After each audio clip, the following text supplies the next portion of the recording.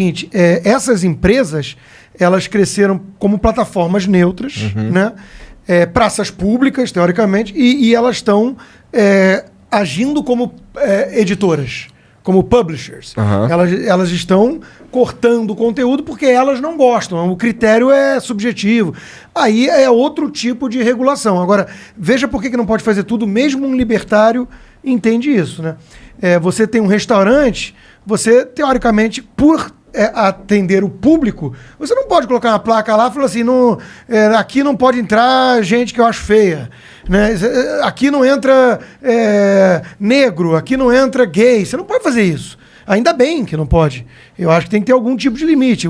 O libertário que acha que só porque é empresa privada pode qualquer coisa, é uma visão bonita, utópica, mas na prática dá cagada. Com certeza, também acho. Em teoria, a liberdade de expressão é um direito universal que tem que ser respeitado pelas empresas. Tipo, a empresa não pode invadir a tua casa em prol do produto dela. Tipo, cara, se precisa do seu terreno aí pra montar uma fábrica, vai lá e invade. Não, ele tem certas regras. Então, ele não pode invadir a minha propriedade intelectual, que é a minha liberdade de expressão. É um bom ponto de ver. E além disso, assim, tem aqueles termos de uso que ninguém lê. Aí tem uns critérios que são vagos e elásticos, né? E pouco transparentes. E isso é uma reclamação que muita gente tem feito, né? Pô, tá bom, eu vou jogar de acordo com as regras do jogo que você está definindo aí. Mas pelo menos deixa eu entender direito as regras. Hoje isso não está acontecendo. Hoje você é banido, você é suspenso, você é desmonetizado sem entender muito bem de onde veio o troço. Então isso é mais desleal ainda, né? E infelizmente, eu não sei, você vai concordar comigo com certeza, não sei o Igor, mas eu acho que existe um viés dessa censura que é um viés que olha para os casos do radicalismo na direita mais do que olha os casos de radicalismo na esquerda. Igor, não concorda com isso? Não sei, preciso pensar um pouco, cara. Preciso estudar para ver. Então deixa eu te dar um exemplo para ilustrar o que o Monark falou. O Donald Trump foi banido do Twitter e do Facebook e tudo mais. O cara era presidente dos Estados Unidos, foi banido. O Nicolás Maduro continua com a rede dele. O porta-voz do Talibã tem a rede dele ativa. Então, assim, existe um viés, existe uma perseguição. Mas que tipo de ideia os caras propagam lá? Porra, as mais radicais. Coisas bizarríssimas? Bizarríssimas. Bom, aí é foda. Puxa aí o Twitter do Talibã, vamos ver o que os caras estão falando, mano. Eu já acho que tinha que ter o Talibã no Twitter. Não, eu não acho Mas também tinha que ter o Trump. Também acho. Acho que todo mundo... Acho que o Twitter não tinha o direito de... Pelo tamanho que ele se tornou, o Twitter, o YouTube, o Facebook... Por ser uma praça pública... Você hoje está eliminado... uma praça pública. Você está eliminado da vida social se você não tiver rede social hoje. Você é um pária. E aí tem um argumento que um liberal poderia usar, que é assim, mas o mercado vai criar uma outra alternativa.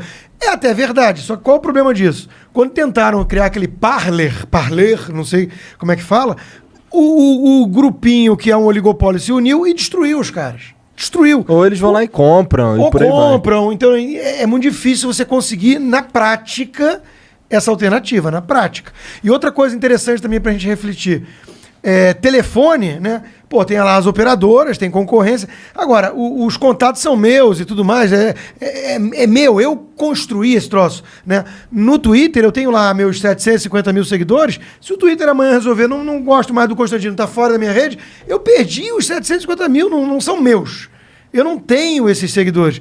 Então, isso também, se tivesse o tal do portability, eu tenho o contato deles todos, eu vou para uma outra rede e levo, beleza. Então, assim, tem um monte de nuances nesse debate que não estão colocados na mesa. E eu acho que a gente tem que reconhecer que existe um ambiente, pelo menos, de censura. Eu concordo. Ambiente de censura. Só o fato do Flow ter sido punido por algo que o nosso convidado disse que pode ou não ser... Vocês estão entrevistando, cara. Ele citou um estudo que foi refutado. Até isso, por que ele tá... Por que isso é motivo de censura, entendeu? Não, e vem cá, se você fosse entrevistar conseguisse uma entrevista com um terrorista ou com um bandido que vai falar um negócio... O cara, você tá na função de entrevistador, porra. Não pode tirar o programa. O jornalismo entrevista gente ruim.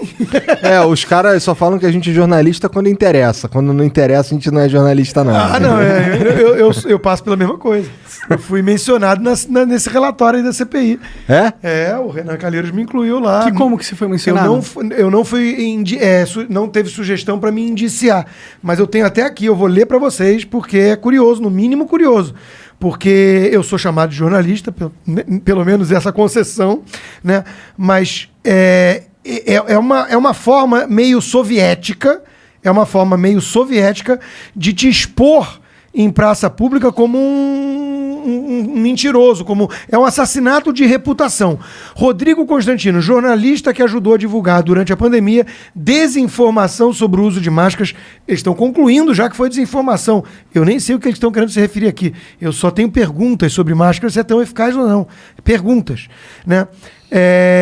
Contestou o isolamento social, afirmou que as medidas ajudaram a propagar a histeria coletiva, distorceu e subestimou o número de mortes, não lembro disso, atuou como um dos principais disseminadores das ideias e declarações de Jair Bolsonaro. Vejam, virou crime você divulgar algumas ideias que você concorda do presidente da República. Virou crime.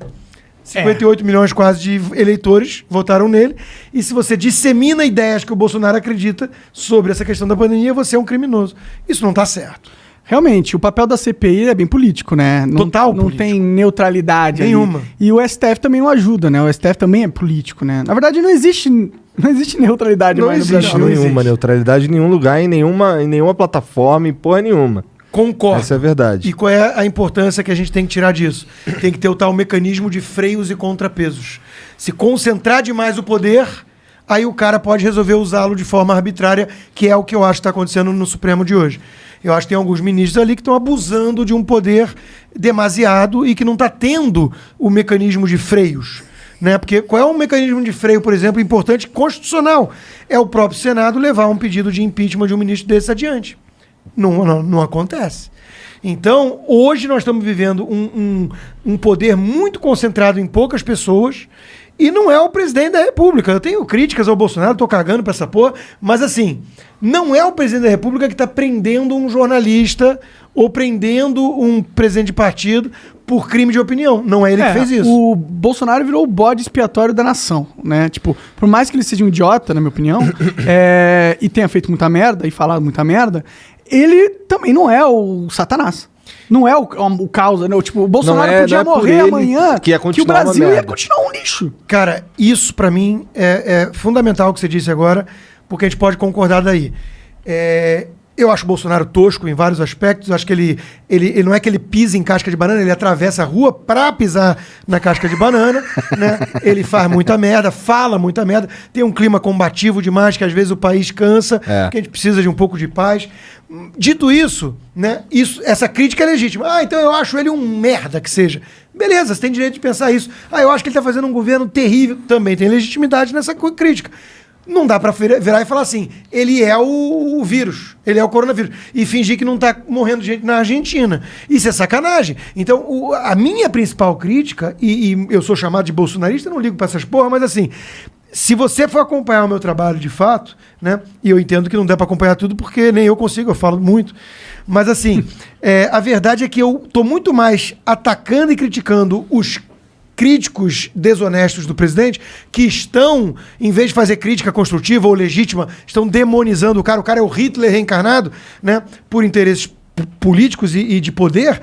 Eu estou muito mais atacando eles do que defendendo o Bolsonaro. Se a gente quiser gravar aqui 1 hora falando mal do governo, a gente consegue. Tem muita coisa. Cara, eu sou liberal. Governo é quase sempre uma merda. Quase sempre o Estado está atrapalhando a nossa vida, né? Então não tem mito, não tem esse papo de mito, o cara idolatra o presidente. Isso é uma narrativa que criaram um espantalho para não ter que lidar com meus argumentos. E um dos meus argumentos principais é exatamente esse. Os caras não estão fazendo crítica construtiva, legítima. Não. Eles estão virando e falando assim, caraca, o cara é o fascista que chegou ao poder. Não, menos, para com isso. Pô. Sim. Até porque quando você faz esse tipo de comentário, esse tipo de crítica, entre aspas, o que você está fazendo é fortalecendo a base do cara. Então, quando você ataca... Porque nem o lance da vacina lá, que ele falou que não sabia se ia virar jacaré. Os caras levar aquela fala ali a sério... É muito infantil. É foda, é infantil. É muito infantil. É infantil, né? Porque eu brinquei nessa época que eu falei assim, cara, se o Bolsonaro falar que beber água é importante, vai ter uma matéria no dia seguinte, lá no Fantástico, de 8 minutos sobre o cara que bebeu água demais e morreu. Sabe, assim, os caras estão nesse nível já. Para! Pô, vamos ter um papo legal, né?